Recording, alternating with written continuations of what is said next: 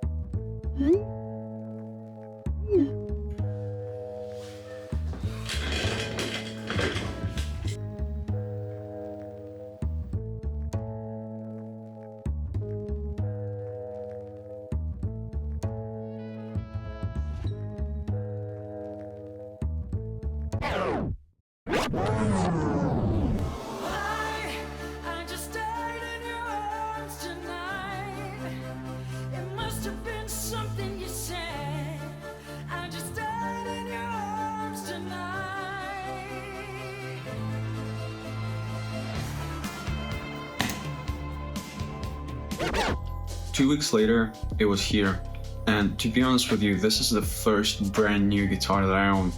I mean, I bought a King V, but that's a different story. Anyway, this Squire looked amazing, straight out of the box. The overall feeling of the materials is pretty satisfying. Obviously nothing premium because it's an entry-level guitar, but still pretty good.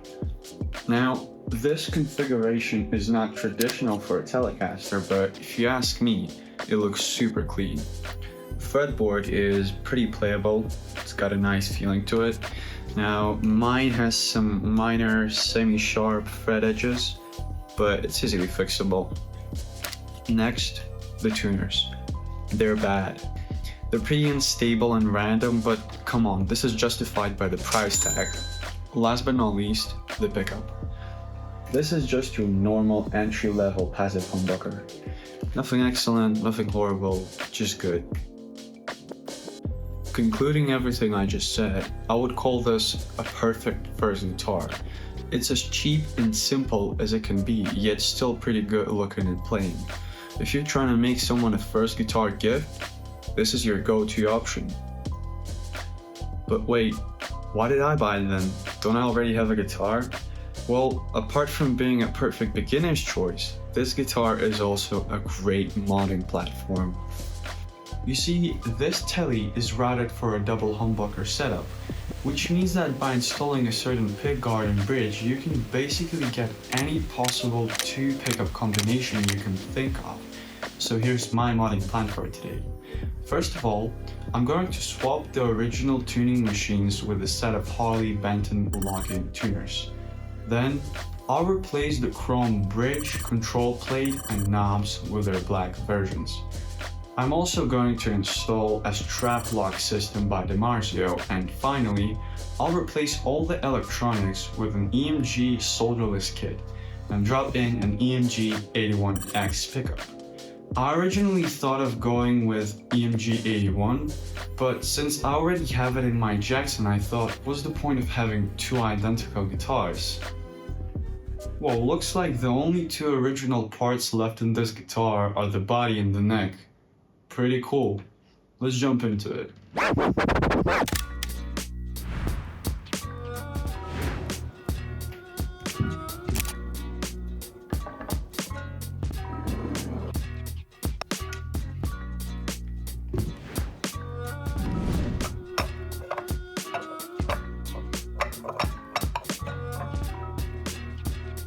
Shit.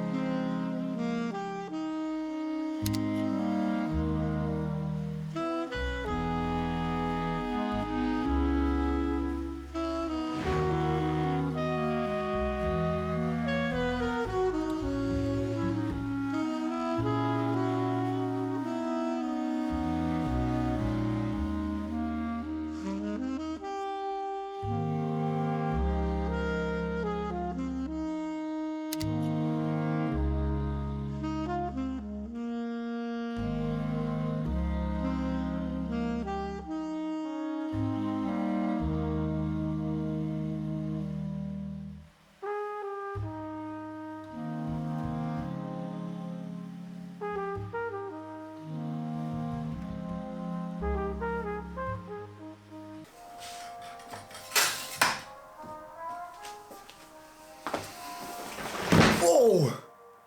Oh, hey guys. The fact that you're seeing this means that you've watched the entire video, and I'm infinitely grateful.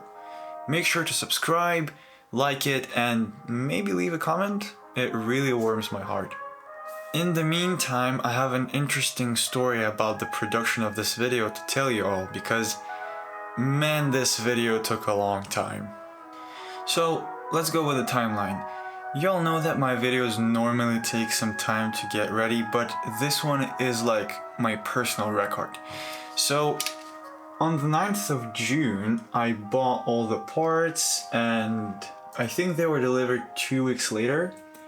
But only on the 14th of August was my first recording, because I was working on a different project, and before that the guitar was just sitting in the box under my bed, right there. Basically after that, when I actually started modding it, I fucked up at every single step possible.